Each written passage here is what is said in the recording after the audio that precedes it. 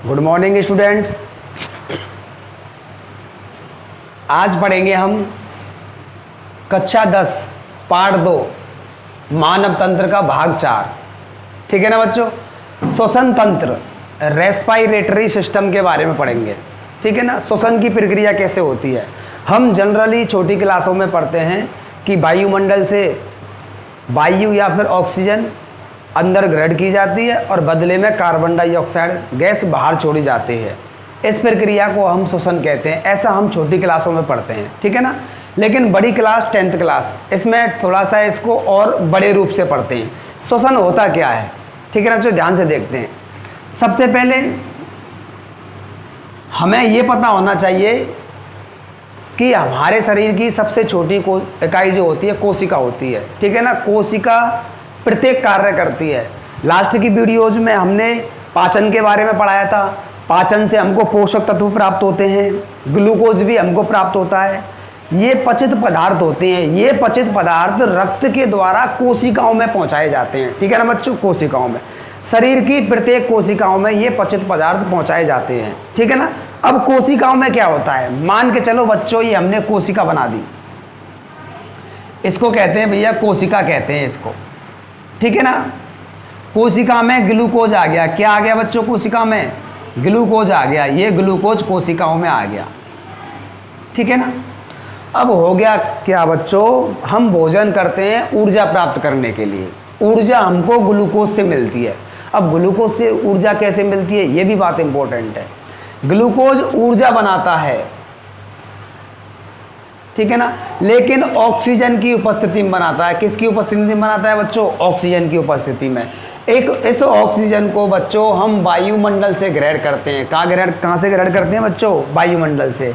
वायुमंडल से हम वायु को ग्रहण करते हैं। वायु में मुख्य रूप से ऑक्सीजन होती है।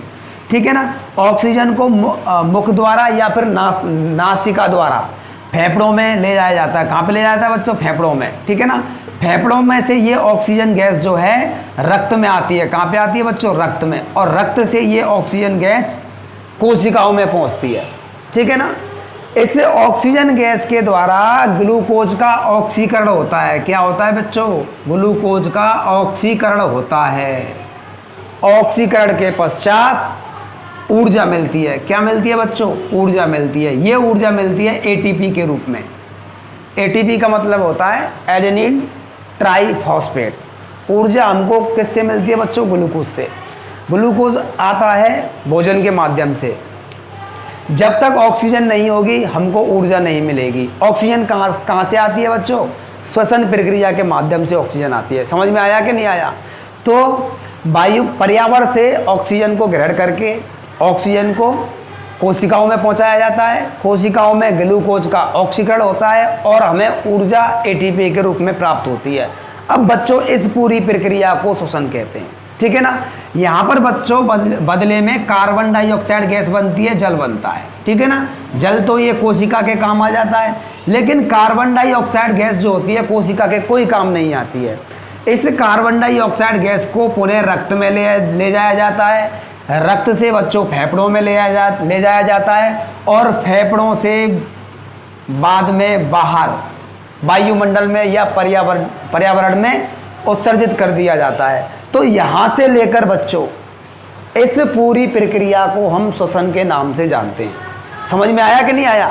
इस पूरी प्रक्रिया को हम श्वसन के रूप में जानते हैं। ठीक है ना। तो इसकी परिभाषा लिखेंगे सभी बच्चे। हेडिंग डालें बच्चों। सबसे पहले श्वसन हेडिंग डालें इसमें आप, रेस्पिरेशन श्वसन हेडिंग डालें बच्चों। श्वसन रेस्पिरेशन, रेस्पिरेशन लिखें बच्चों इसमें। सजीवों द्वारा वायुमंडल से ऑक्सीजन ग्रहण कर, वायुमंडल से ऑक्सीजन ग्रहण कर। ठीक है ना। कोशिकाओं में उपस्थित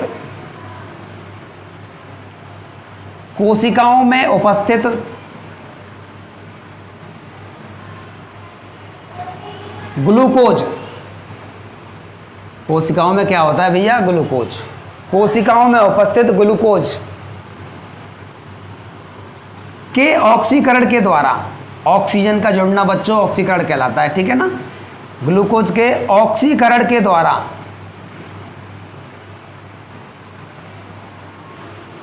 ऊर्जा, कोष्टक में लिख लेंगे बच्चों ATP, ठीक है ना। ऊर्जा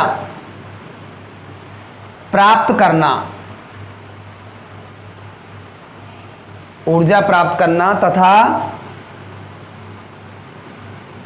बनने वाली कार्बन डाइऑक्साइड को, बनने वाली CO2 लिख दें डायरेक्ट, ठीक है ना। CO2, इसको बच्चों कार्बन डाइऑक्साइड गैस कहते हैं। तथा बनने वाली CO2 को वायुमंडल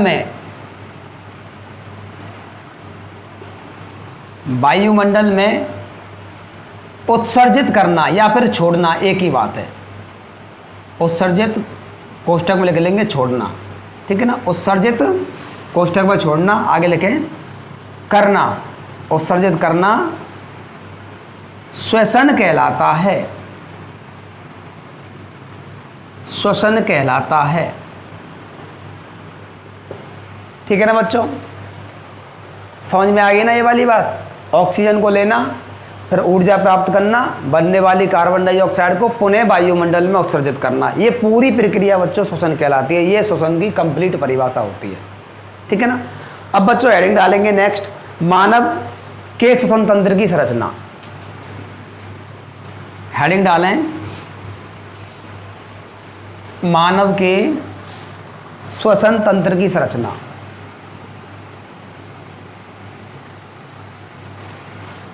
श्वसन तंत्र की संरचना।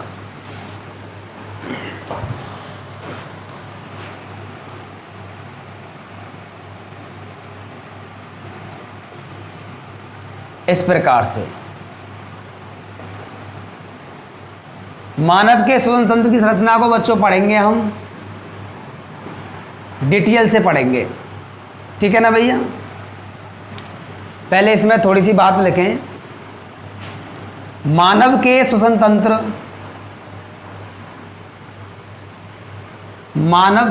के श्वसन तंत्र की संरचना को तीन भागों में बांटा गया है।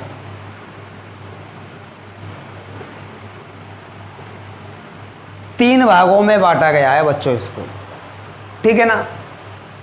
पहला भाग होता है बच्चों, लिखें इसमें A, ऊपरी श्वसन तंत्र, ऊपरी श्वसन तंत्र, ठीक है ना भैया। दूसरा होता है बच्चों B, लिखें निचला श्वसन तंत्र, निचला श्वसन तंत्र। C नंबर का भाग होता है बच्चों, इसको कहते हैं श्वसन मांसपेशियां, श्वसन मांसपेशियां, ठीक है ना। इनको समझते हैं अब बच्चों। मानव के श्वसन तंत्र की संरचना के ये तीन भाग होते हैं बच्चों, ऊपरी श्वसन तंत्र, निचला श्वसन तंत्र और श्वसन मांसपेशियां, ठीक है ना। तो श्वसन तंत्र की यहाँ पे संरचना बनाते हैं और देखेंगे ऊपरी श्वसन तंत्र कौन सा है, निचला कौन सा है और श्वसन मांसपेशियां कौन सी है, ठीक है ना बच्चों। तो सभी बच्चे मेरे साथ चित्र बनाएं, ठीक है ना बच्चों, ध्यान दें।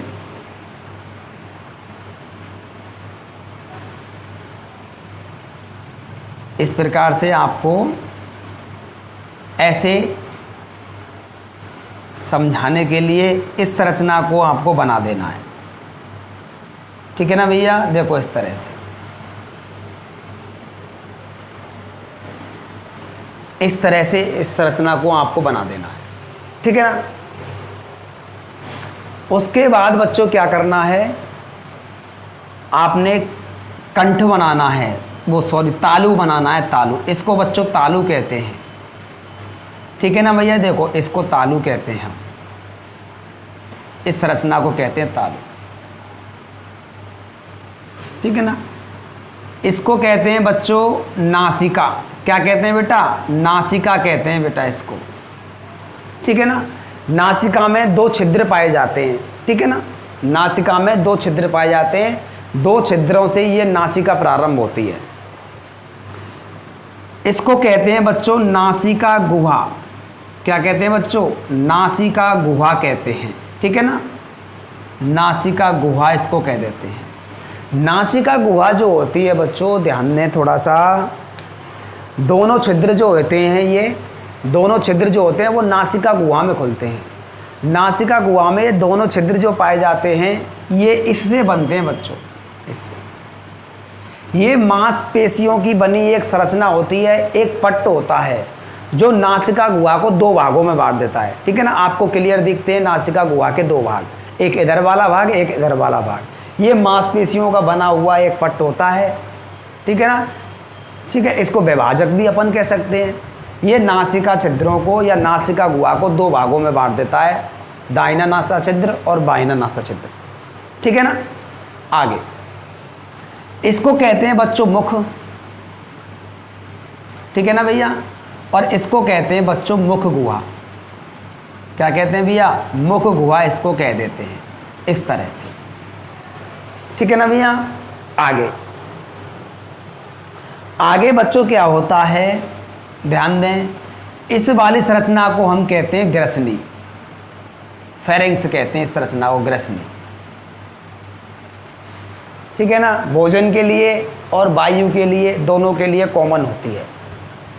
यहाँ से बच्चों एक नली जाती है इस प्रकार। ठीक है ना, इस प्रकार नली होती है, ये वाली नली। इस नली पर बच्चों यहाँ पाए जाते हैं बेटा स्वर यंत्र पाए जाते हैं। क्या पाए जाते हैं? यहाँ पर स्वर यंत्र पाए जाते हैं। इनको कह देते हैं बच्चों स्वर यंत्र, लैरिंग्स कहते हैं, स्वर यंत्र, या इनको लैरिंग्स भी कह देते हैं, लिखवा देंगे। ठीक है ना, स्वर यंत्र इनको अपन कह देते हैं। ठीक है ना, ध्यान दीजिए। जब वायु इस नली में से, नली में प्रवेश करती है, बताएंगे इस नली को क्या कहते हैं, तो वायु स्वर यंत्रों में से होकर प्रवेश करती है। स्वर यंत्रों में बच्चों पतली झिल्ली के समान रज्जुएं पाई जाती हैं। क्या पाई जाती हैं? रज्जुएं, पतली पतली झिल्लियां होती हैं जिनमें से वायु प्रवेश करती है या वायु बाहर निकलती है या अंदर जाती है। वो झिल्लियां कंपन करती हैं, वाइब्रेशन करती हैं, जिससे ध्वनि उत्पन्न होती है। ठीक है ना भैया, वो झिल्लियां होती हैं पतली पतली, वो कंपन करती हैं, वायु निकलेगी या वायु प्रवेश करेगी तो वो झिल्लियां कंपन करती हैं, वाइब्रेशन करती हैं, जिससे ध्वनि उत्पन्न होती है। ठीक है ना, स्वर यंत्र बच्चों उपास्थियों से मिलकर बना होता है। मैंने आपको बताया था, उपास्थि जो होती हैं हड्डियों से कम मजबूत संरचना होती हैं। लगभग 9 उपास्थि श्वसन तंत्र स्वर यंत्र का निर्माण करती है। ठीक है ना, अच्छा, इस वाले भाग को कहते हैं बच्चों नासाग्रसनी। ठीक है ना भैया, और इस वाले भाग को कहते हैं बच्चों मुख ग्रसनी। मुख ग्रसनी, स्वर यंत्र को हम कंठ भी कह देते हैं। इस हिसाब से ग्रसनी के इस वाले भाग को कंठ ग्रसनी के नाम से जाना जाता है बेटा। बताया था मैंने आपको पाचन तंत्र में, कंठ ग्रसनी के नाम से इसको जाना जाता है। ठीक है ना बच्चों, ये जो नली होती है बच्चों, ये वाली नली, इसको श्वास नली के नाम से जाना जाता है। श्वास नली, श्वास नली, इंग्लिश में कहते हैं इसको ट्रेकिया। टिकिया नहीं बच्चों, ट्रेकिया। ठीक है ना, ट्रेकिया कहते हैं इसको। ये जो श्वास नली होती है बच्चों, आगे जाके फेफड़ों में खुलती है। फेफड़ों में ये श्वास नली 2 भागों में विभाजित हो जाती है। देखो इस तरह से, ये वाली इस तरह से ये श्वास नली जो है 2 भागों में विभाजित हो गई। ठीक है ना, देखो इस तरह से ये 2 भागों में विभाजित हो गई। यहाँ बच्चों फेफड़े पाए जाते हैं। क्या पाए जाते हैं बच्चों? फेफड़े पाए जाते हैं इस तरह से, ये वाले। एक फेफड़ा ये हो गया बच्चों, और बच्चों एक फेफड़ा बच्चों ये वाला हो गया। इस तरह से फेफड़े पाए जाते हैं लगभग। ठीक है ना भैया, इसको बना लें आप इस तरह से। ये वाला फेफड़ा होता है बच्चों, इसको कहते हैं बच्चों बायां फेफड़ा। ये वाला लंबाई में ज़्यादा होता है, ठीक है ना, लेकिन मोटाई में कम होता है। लेकिन ये जो बायां फेफड़ा होता है, सॉरी दायां फेफड़ा होता है, ये वाला इसको कहते हैं दायां, इसको कहते हैं बायां। ये दायां फेफड़ा होता है, लंबाई में तो कम होता है लेकिन आकार में थोड़ा सा ज़्यादा होता है। ठीक है ना बच्चों। ये जो श्वास नली है बच्चों, ध्यान दीजिए इधर, ये श्वास नली है फेफड़ों में जाकर दो भागों में विभाजित हो जाती है। इनको कहते हैं बच्चों श्वसनिका कहते हैं, श्वसनी कहते, श्वसनी कहते हैं बच्चों। इसको क्या कहते हैं? श्वसनी, ब्रोंकाई, श्वसनी या इसको ब्रोंकाई कहते हैं। ये दो भागों में विभाजित हो गई ना, इन दोनों भागों को श्वसनी कहा जाता है। ठीक है ना। ये श्वसनी बच्चों, इनको प्राथमिक श्वसनी भी कहते हैं। सबसे पहले यही वाली श्वसनी बनी है ना डायरेक्ट श्वास नली में से, इसलिए इनको प्राथमिक श्वसनी कहते हैं। ये श्वसनी पुनः विभाजित हो जाती है इस तरह से बच्चों, इनको द्वितीय श्वसनी कहते हैं। ये श्वसनिकाएँ ये बार बार विभाजित होती हैं, देखो इस तरह से, ये भी बार बार विभाजित होती है, देखो इस तरह से, लगभग ये 4-5 बार विभाजित होती रहती है। ठीक है ना। और लास्ट में ये विभाजित हो जाती हैं, देखो इस तरह से, इस तरह से विभाजित हो गई ये वाली, ये विभाजित हो गई। ठीक है ना बच्चों।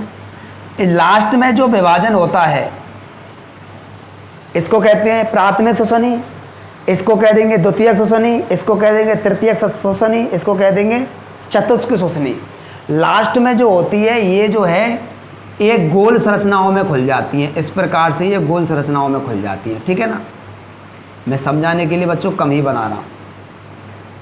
लास्ट वाली इस संरचना को कहते हैं बच्चों श्वसनिका। क्या कहते हैं? श्वसनिका कहते हैं। ठीक है ना भैया। लास्ट वाली संरचनाएं, ठीक है ना, ये थैलीनुमा ये संरचनाएं होती हैं, इनको कहते हैं कूपिकाएं। क्या कहते हैं बच्चों? इनको कूपिकाएं कहते हैं, या इनको कह देते हैं वायुकोश। वायुकोश इनको कह देते हैं। एक और नाम बच्चों इनका लेते हैं कभी कभी, इनको पुटिकाएं भी कह देते हैं। क्या कह देते हैं बेटा? वायु पुटिकाएं भी इनको कह देते हैं, वायु पुटिकाएं, इस तरह से इनको कह देते हैं। ठीक है ना। जो श्वसनी जो होती है वो लास्ट में कूपिकाओं में खुलती हैं, और इस कूपिकाओं से जस्ट पहली संरचना को कहते हैं श्वसनिका। क्या कहते हैं? श्वसनिका कहते हैं इसको। ठीक है ना। कूपिकाओं से जस्ट पहली को कहते हैं श्वसनिका, और सब क्या होती हैं? ये श्वसनी होती हैं और सब। ठीक है, ये श्वास नली होती है। समझ में आ गई ना बात। इस तरह से बच्चों ऐसे ही हम यहाँ पर बना लेंगे, थोड़ा सा विभाजन कर लेंगे समझने के लिए बच्चों। ठीक है ना। ज़्यादा परेशानी वाली बात इसमें है नहीं। इस तरह से देखो समझने के लिए विभाजित कर लेंगे इस तरह से।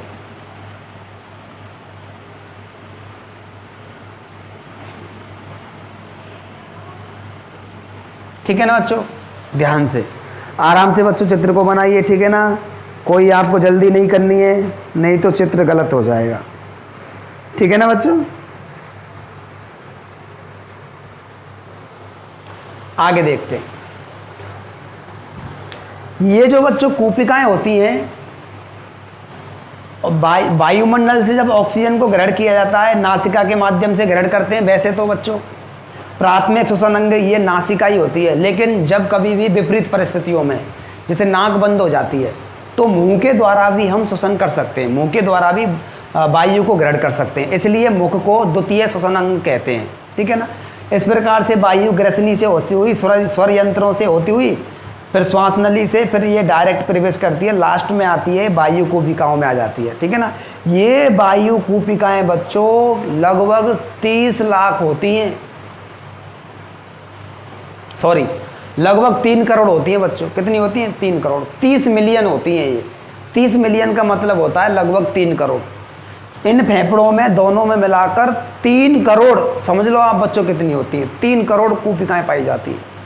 ठीक है ना। कूपिकाओं की जो ये झिल्ली होती है, कूपिकाओं की ये झिल्ली होती है बच्चों पारगम्य होती है। ठीक है ना। इन झिल्लियों में, कूपिकाओं की झिल्लियों में रुधिर केशिकाएं पाई जाती हैं। रुधिर केशिकाओं का मतलब क्या होता है बच्चों? रुधिर केशिकाएं वैसे तो बच्चों खून की नली होती हैं, रक्त की नली होती हैं, लेकिन ये बहुत पतली पतली नली होती हैं, इसलिए इनको केशिकाएं कहते हैं। क्या कहते हैं? केशिकाएं।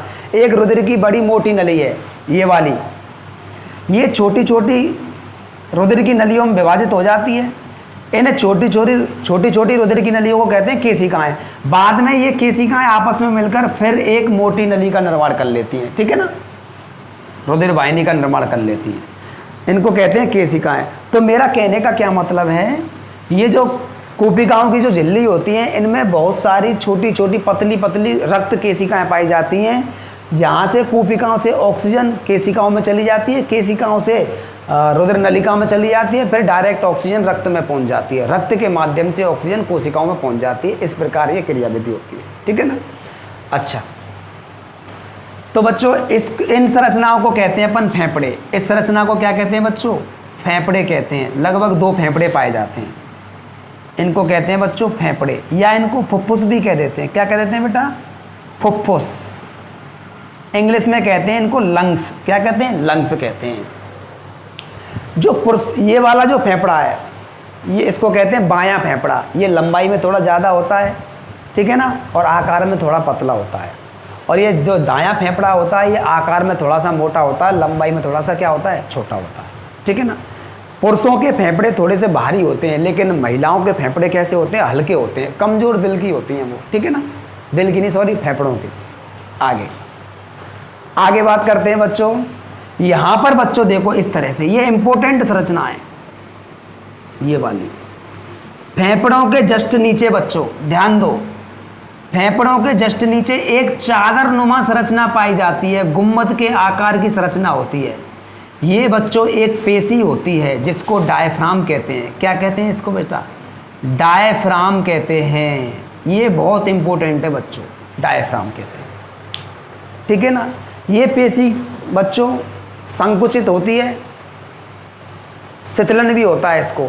ये ऐसे गुम्बद आकार में होती है, ये फ्लैट भी हो जाती है, ऐसे होती रहती है, ठीक है ना। गुम्बद आकार, फ्लैट आकार, गुम्बद आकार, फ्लैट आकार, ठीक है ना।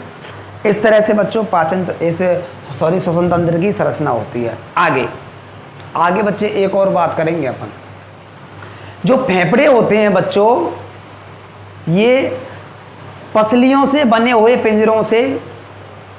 पिंजरों में सुरक्षित रहते हैं, ठीक है ना। पसलियाँ पाई जाती हैं बच्चों, पसलियों के नीचे पाए जाते हैं फेफड़े, ठीक है ना। पसलियाँ होती हैं, 12 पसलियाँ होती हैं इस तरह से, इनके अंदर पाए जाते हैं फेफड़े। पसलियाँ क्या कार्य करती हैं बच्चों? फेफड़ों को सुरक्षा प्रदान करती हैं। एक और कार्य करती हैं बच्चों पसलियाँ। ये 2 पसलियाँ होती हैं, मान के चलो ये हमने 2 पसलियाँ मान ली, एक ये वाली पसली, एक ये वाली पसली। इनके बीच में बच्चों एक पेशी पाई जाती है जिसको कहते हैं अंतरापरसुक पेशी, इंटरकॉस्टल पेशी। ये पेशियां 2 प्रकार की होती हैं, एक तो बाहरी अंतरापरसुक पेशी होती है, एक आंतरिक अंतरापरसुक पेशी होती है, ठीक है ना।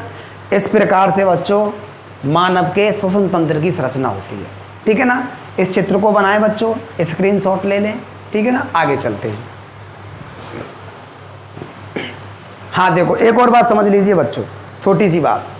श्वसन तंत्र को 3 भागों में बांटा है। ऊपरी श्वसन तंत्र देखो, नासिका होता है, नासिका गुहा होता है, मुख होता है, ये ग्रसनी होती है, ठीक है, ये कंठ ग्रसनी होती है, और ये स्वर यंत्र होते हैं। यहाँ तक बच्चों, यहाँ तक इसको कहते हैं ऊपरी श्वसन तंत्र कहते हैं।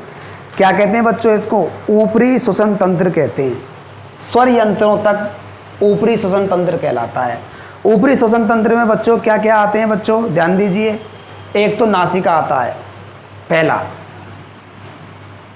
दूसरा आता है बच्चों मुख, ठीक है ना, तीसरा आता है ग्रसनी, और चौथा आता है बच्चों स्वर यंत्र। ये ऊपरी श्वसन तंत्र का निर्माण करते हैं। यहाँ तक ऊपरी श्वसन तंत्र से नीचे ये श्वास नली आती है, ठीक है ना, ये फेफड़े आते हैं, ये वायु कूपिकाएं आती हैं, और श्वसनिकाएं आती हैं। ये 4 अंग निचले श्वसन तंत्र का निर्माण करते हैं। कौन कौन से बच्चों? श्वास नली हो गई, ये वाली ए, श्वास नली हो गई बच्चों। दूसरी बात क्या हो गई? ये श्वसनिकाएं हो गई। क्या हो गई बच्चों? श्वसनी हो गई, ये वाली श्वसनी।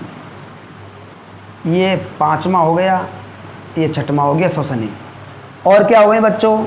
ये सातवां हो गया कूपिकाएं, और ये आठवां हो गया बच्चों कूपिकाएं। ठीक है, यहीं तक। ठीक है, ये निचले श्वसन तंत्र का निर्माण करते हैं। चौथा और आ जाता है बच्चों इसमें फेफड़े, आठवां। श्वास नली, श्वसनी, वायु कूपिकाएं और ये फेफड़े। ये फेफड़े हाईलाइट कर दें बच्चों इनको थोड़ा सा। ये फेफड़े जो होते हैं, ये चार जो अंग होते हैं बच्चों, निचले श्वसन तंत्र का निर्माण करते हैं। निचले श्वसन तंत्र का निर्माण करते हैं। ठीक है ना बच्चों, ये चार अंग निचले श्वसन तंत्र का निर्माण करते हैं। देखो इस तरह से। ठीक है ना भैया? अच्छा, तीसरा आता है बच्चों श्वसन मांसपेशियां। ये डायफ्राम श्वसन मांसपेशी है बच्चों। और मैंने आपको बताया था पसलियों के मध्य में पाई जाने वाली अंतरापरशुक पेशियां दो प्रकार की होती हैं, वो भी श्वसन पेशियां हैं। डायफ्राम श्वसन पेशी और अंतरापरशुक पेशी जो दो प्रकार की होती हैं, ये श्वसन मांसपेशियों का निर्माण करती है। इस प्रकार मानव के श्वसन तंत्र की संरचना का अपन अध्ययन करते हैं। ठीक है ना? तो बच्चों हम इनको एक एक को बारी बारी से पढ़ेंगे। आप लोग चित्र बनाएं, चित्र को देखते जाएं और साथ में इसका अध्ययन करते जाएं। ठीक है ना बच्चों? तो हेडिंग डालें पहली, ऊपरी श्वसन तंत्र। समझ में आ गई बच्चों? ऊपरी श्वसन तंत्र हेडिंग डालें।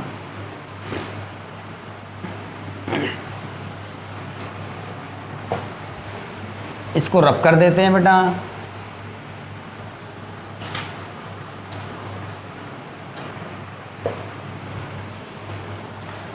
ऊपरी श्वसन तंत्र इसमें लिखें भैया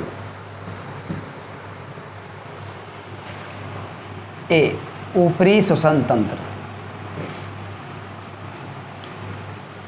लिखें। इसमें लिखें बच्चों, ऊपरी श्वसन तंत्र में, ऊपरी श्वसन तंत्र में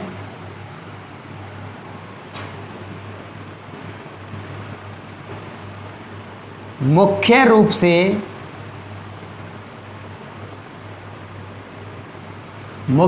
से नंबर 1 नासिका, नंबर 2 मुख। ऐसे लिख लें बच्चों, नासिका मुख। नंबर 3 हो गया बच्चों, ऐसे लिखें 1 2 और 3। नंबर 3 बच्चों ग्रसनी। नंबर 4 स्वर यंत्र। स्वर यंत्र आते हैं, स्वर यंत्र आते हैं। ठीक है ना भैया? अब नंबर 1 हेडिंग डाल लें बच्चों, नासिका, जिसको नोज भी कहते हैं इंग्लिश में, नोज। नासिका हेडिंग डाल लें, जिसको क्या कहते हैं भैया? नोज कहते हैं। ठीक है ना बच्चों? नासिका के बारे में बच्चों आप लोग लिखेंगे, यह बाहर से दिखाई देने वाला, बाहर से दिखाई देता है बच्चों, यह बाहर से दिखाई देने वाला प्राथमिक श्वसन अंग होता है। प्राथमिक श्वसन अंग होता है। बाहर से दिखाई देने वाला प्राथमिक श्वसन अंग होता है, जो एक जोड़ी नासा द्वार से, ठीक है, दो, एक जोड़ी मतलब 2, ठीक है, जो एक जोड़ी नासा द्वार से प्रारंभ होता है,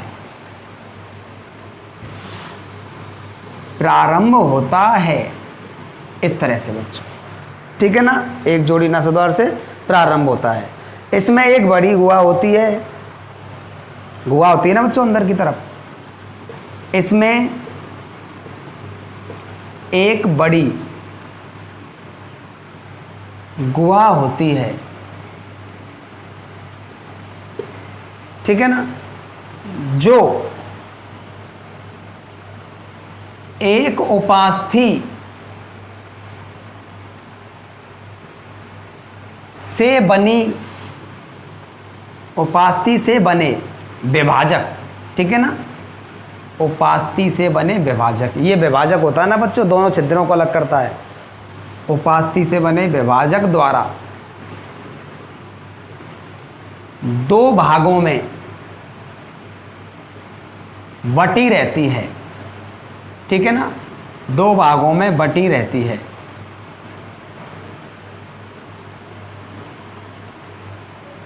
दो भागों में बटी रहती है, ठीक है ना बच्चों, जिसे नासिका गुहा कहते हैं, जिसे नासिका गुहा, ठीक है ना बच्चों, नासिका गुहा कहते हैं, ठीक है ना बच्चों। और ध्यान दीजिए, नासिका गुहा में बच्चों बाल पाए जाते हैं। ये क्या करते हैं बच्चों, वायु में आने वाले जो धूल के कण वगैरह होते हैं, वायु में आने वाले जो धूल के कण वगैरह होते हैं उनको रोक देते हैं, कीटाणु वगैरह को भी रोक देते हैं, ठीक है। ये वायु को स्वच्छ करने का कार्य करते हैं। दूसरी बात, नासिका गुहा में बच्चों श्लेष्मा झिल्ली भी पाई जाती है, जो श्लेष्मा स्रावित करती है, हल्का चिपचिपा पदार्थ। जो धूल के कण वगैरह होते हैं, जीवाणु वगैरह होते हैं, वो श्लेष्मा से चिपक जाते हैं, या फिर गर्म वायु जो होती है वो श्लेष्मा से टच होकर जाती है, गर्म वायु ठंडी हो जाती है, ठीक है ना, जो हमको फेफड़ों को नुकसान नहीं पहुंचाती, ठीक है ना। तो ये श्लेष्मा झिल्ली का कार्य होता है। तो लिखें बच्चों, इसमें लिखें, नासिका गुहा में, नासिका गुहा में महीन बाल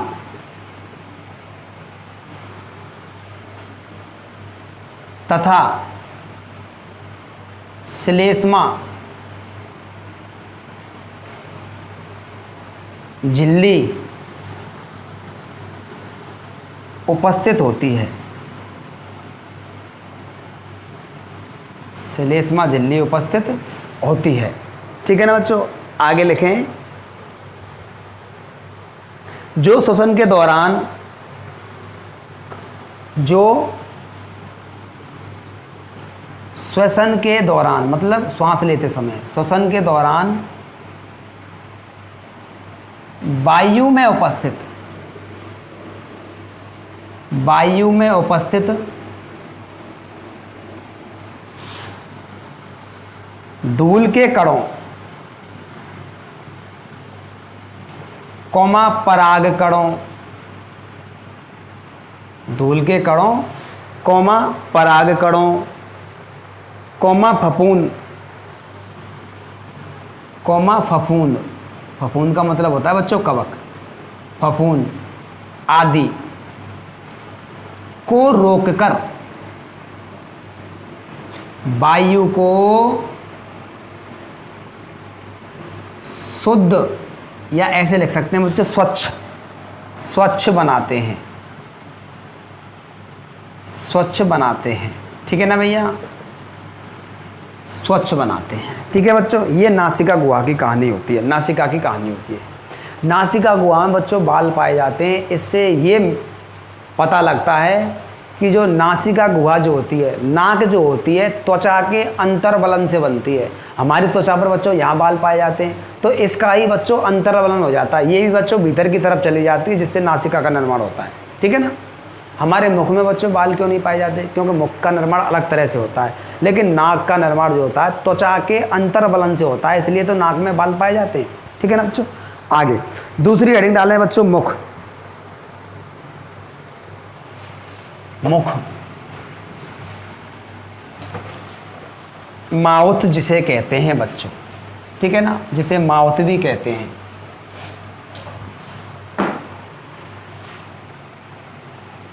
मुख, MOUTH, ठीक है ना, ठीक है। लिखें, यह श्वसन अंग में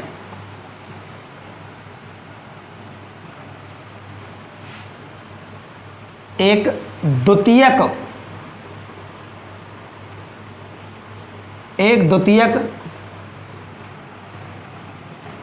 श्वसन अंग के तौर पर कार्य करता है।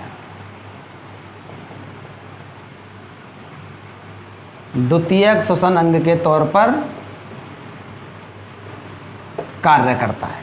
ठीक है ना बच्चों। कभी कभी क्या होता है, नाक बंद हो जाती है किसी की भी कारणवश, तो क्या है, मुख से सांस लेनी पड़ती है। ठीक है ना। वैसे तो बच्चों सांस लेने में मुख्य रूप से नासिका की भूमिका होती है। ठीक है ना। लेकिन श्वास लेने में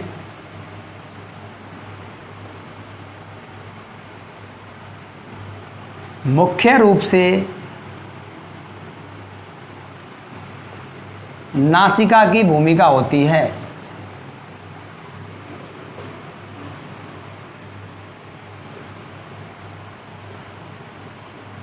नासिका की भूमिका होती है, परंतु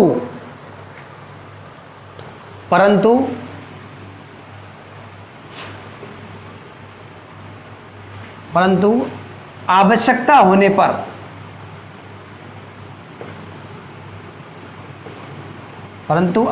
होने पर मुख भी श्वास लेने के काम आता है।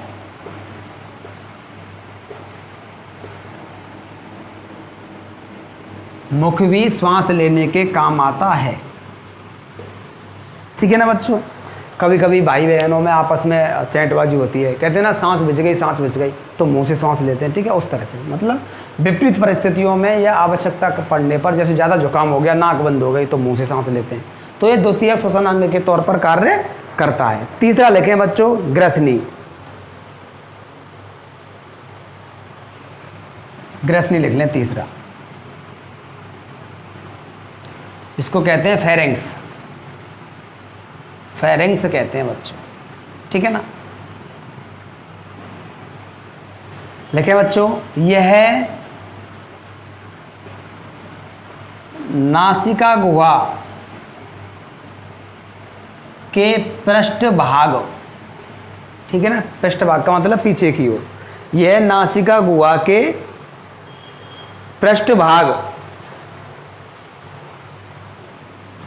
पृष्ठभाग से आहार नाल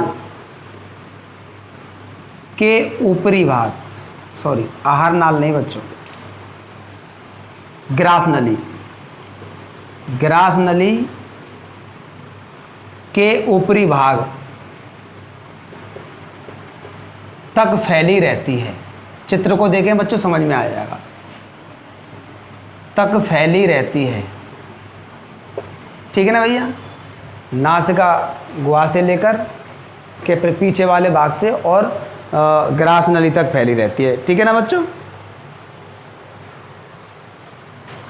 पहला होता है हाँ आगे लिखें बच्चों, इसके 3 भाग होते हैं।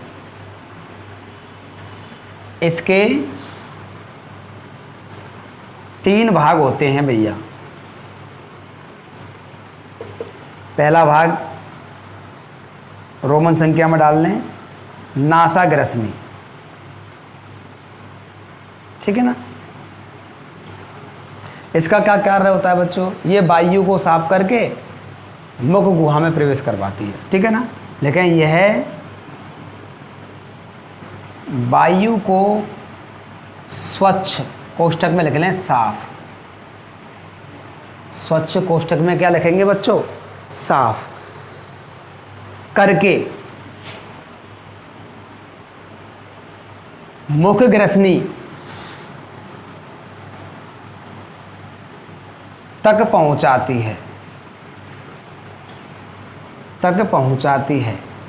ठीक है ना भैया।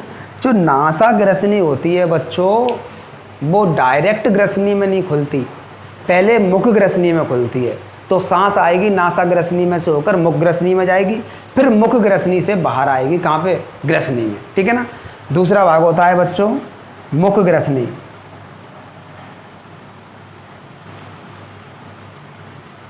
मुख ग्रसनी, ठीक है ना, हेडिंग लगाए बच्चों, मुख ग्रसनी।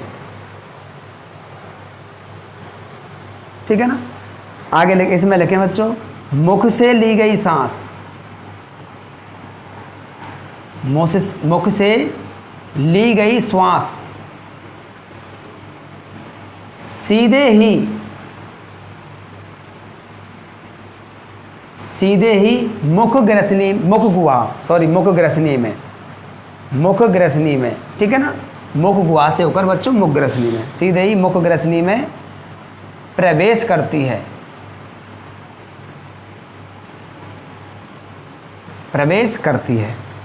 अच्छा, तीसरी हेडिंग डालेंगे बच्चों, कंठ ग्रसनी।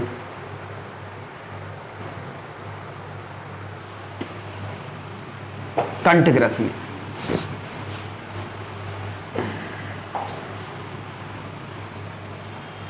कंठ ग्रसनी। कंठ ग्रसनी का क्या कार्य होता है भैया? ये जो कंठ ग्रसनी होती है बच्चों, नासा ग्रसनी से मुख ग्रसनी में वायु आ गई, मुख ग्रसनी से वायु कंठ ग्रसनी में जाएगी, फिर जाएगी स्वर यंत्रों में, ठीक है ना। तो कंठ ग्रसनी का कार्य हो गया, लिखें, यह वायु को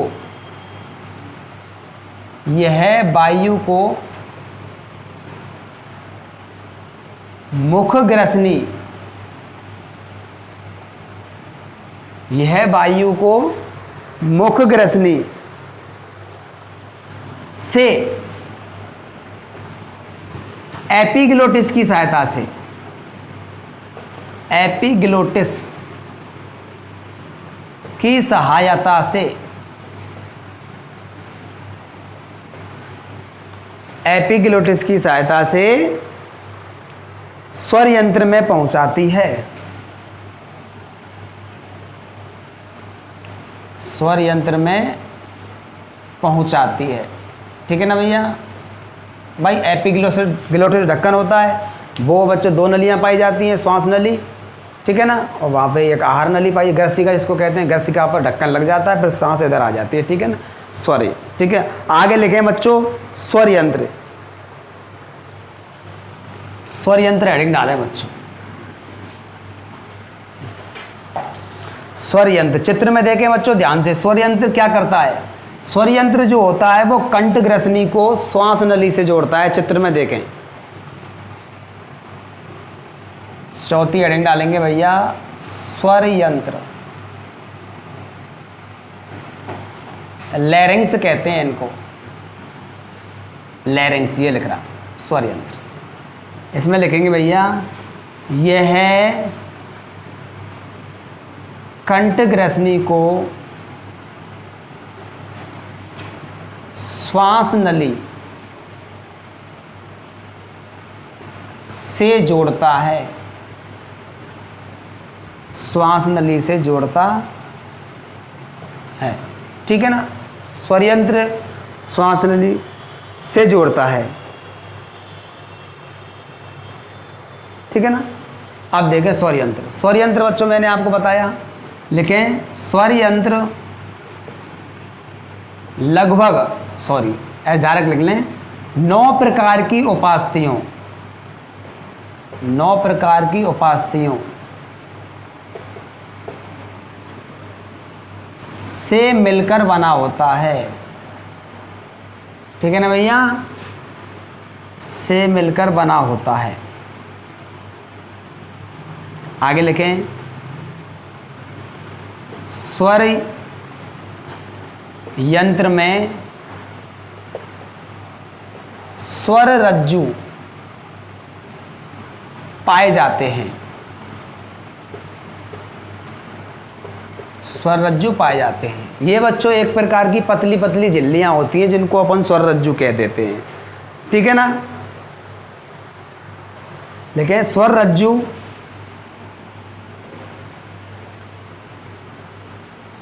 एक प्रकार की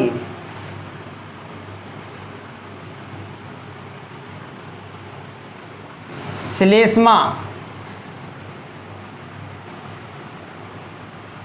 झिल्लियां, ठीक है ना, कोष्ठक में लिख देंगे पतली पतली, ठीक है ना, बहुत पतली पतली होती हैं, पन्नी जैसे श्लेष्मा झिल्लियां होती हैं, ठीक है ना, श्लेष्मा झिल्लियां होती हैं बच्चों, ठीक है ना। अब इनमें से होकर वायु प्रवेश करती है तो बच्चों ये कंपन करती हैं, ठीक है ना, जिससे क्या होता है, ध्वनि उत्पन्न होती है।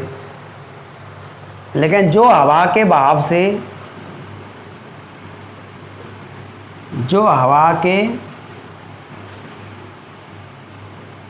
हवा या फिर वायु लिख सकते हैं, ठीक है ना, के बहाव से कंपन उत्पन्न करती हैं, ठीक है ना भैया, कंपन उत्पन्न करती हैं, जिसके परिणाम स्वरूप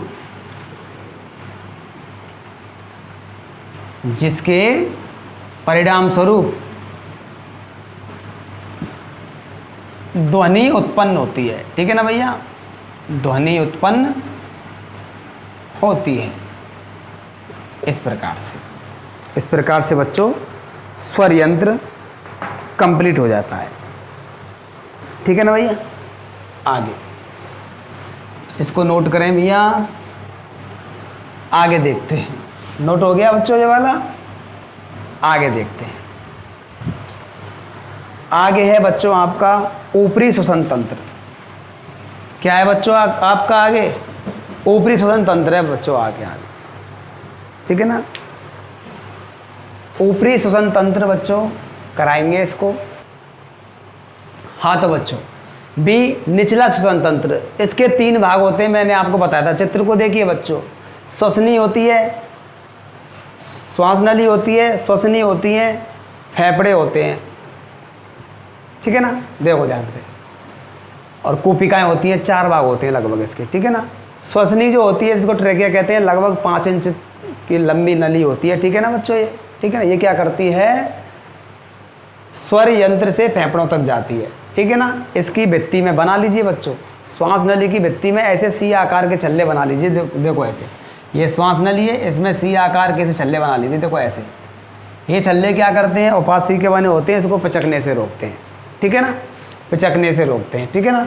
आगे देखो, अब ये श्वास नली होती है बच्चों यहाँ तक होती है, ठीक है ना, यहाँ से नीचे की तरफ स्टार्ट हो जाती है, यहाँ तक बच्च गुहा, इसको कहते हैं बच्चों बच्चे स्थल, और इसको कहते हैं बच्च गुहा। पूरी यहाँ से लेकर यहाँ तक इसको कहते हैं बच्च गुहा। श्वास नली जो है यहाँ तक होती है बस, ठीक है ना। बच्च गुहा में जाकर 2 भागों में विभाजित हो जाती है, जिनको श्वसनी कहते हैं। क्या कहते हैं, श्वसनी। ये श्वसनी 2 प्रकार की होती हैं, दाईं और बाईं। प्रत्येक दाईं और बाईं श्वसनी होती है, अपनी अपनी तरफ के फेफड़ों में प्रवेश कर जाती है, ठीक है ना। चित्र को ध्यान से देखिए, प्राथमिक श्वसनी कहलाती हैं वे, प्राथमिक श्वसनी यहाँ पर हो जाती हैं। फिर बच्चों प्राथमिक श्वसनी होती है बच्चों, श्वसनी का निर्माण करती है, ब्रोंकाई जिनको कहते हैं। दोनों प्राथमिक श्वसनी जो होती हैं दाईं और बाईं अपनी अपनी तरफ के फेफड़ों में प्रवेश कर जाती हैं, फेफड़ों में जाकर पुनः विभाजित होकर हो जाती हैं, जिन्हें द्वितीयक श्वसनी कहते हैं। द्वितीयक श्वसनी बच्चों वहाँ होती हैं, आपको दिख रहा होगा। फिर बच्चों तृतीयक श्वसनी बनती हैं। तृतीयक श्वसनी बच्चों ऐसे ही विभाजित होकर लास्ट में श्वसनी कान बनाती हैं, और श्वसनी का जो होती हैं वायु कोष्ठों या वायु कूपिकाओं में खुल जाती हैं। वायु कूपिकाएँ बच्चों, वायु कूपिकाओं में गैसों का आदान प्रदान होता है, ठीक है ना, जिनके माध्यम से वायु कूपिकाओं के माध्यम से किसका आदान प्रदान होता है बच्चों, गैसों का आदान प्रदान होता है, ठीक है ना बच्चों। अब करते हैं बच्चों, श्वास नली हो गई, श्वसनी हो गई, अब करते हैं बच्चों कूपिकाएँ, ठीक है ना। हाँ तो बच्चों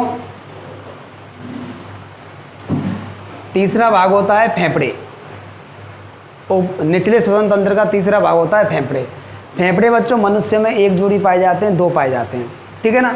देखो जो बच्च गुहा में पसलियों से बने पिंजरे में सुरक्षित रहते हैं, पसलियों का पिंजरा रहता है बच्चों, उसमें सुरक्षित रहते हैं, ठीक है ना फेफड़े। आगे दाहिना फेफड़ा बाएं फेफड़े से लंबाई में छोटा तथा आकार में चौड़ा होता है। आप चित्रों को देखें आपको पता चल जाएगा। जो इधर वाला ये दाहिना फेफड़ा है ये चौड़ा होता है, ये बायां फेफड़ा है लंबाई में थोड़ा सा कैसा होता है बच्चों, ये बड़ा होता है लेकिन पतला होता है, ठीक है ना। आगे देखते हैं। पुरुषों के फेफड़े बच्चों भारी होते हैं स्त्रियों के फेफड़ों की तुलना में।